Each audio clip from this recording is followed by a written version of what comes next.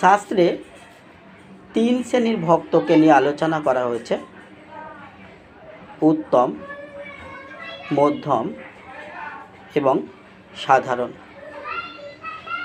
শ্রেষ্ঠ ভক্তকে অর্থাৎ উত্তম ভক্তকে শাস্ত্রে বলা হয়েছে যিনি শাস্ত্র পড়েন এবং শাস্ত্র যুক্তি দিয়ে বুঝিয়ে দেন যে ভগবান শ্রীকৃষ্ণই একমাত্র আরাধনের ধন, এবং নিজে বুঝেছেন ও অন্যকে বুঝিয়ে দিতে পারেন, যার এই বিষয়ে কোনো সন্দেহ নেই, এবং শ্রদ্ধা যার ভগবানের প্রতি গভীর, আত্মবিশ্বাস যার তীব্র,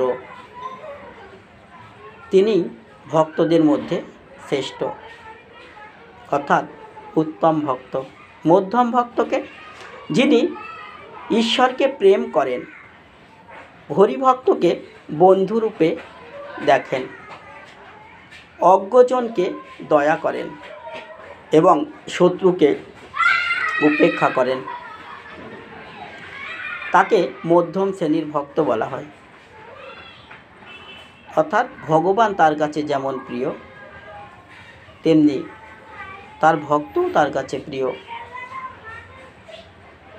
অজ্ঞজনের প্রতি তার মধ্যে দয়াশীল ভাব সর্বদা থাকে, সাহায্য করার মানসিকতা সর্বদা বিদ্যমান হয় এবং শত্রুকে উপেক্ষা করে চলেন। তিনি মধ্যম শ্রেণীর ভক্ত। সাধারণ ভক্তকে যিনি বিষ্ণু প্রতিমাকে শ্রদ্ধা করেন, পুজো করেন, কিন্তু বিষ্ণু ভক্ত বা কাউকে আদর করেন না, অর্থাৎ ভগবানের বিগ্রহকে তিনি ভালোবাসেন, পুজো করেন, কিন্তু যারা ভগবানের ভক্ত তাদের ভালোবাসেন না, আদরও করেন না, তিনি সাধারণ ভক্ত। শাস্ত্রে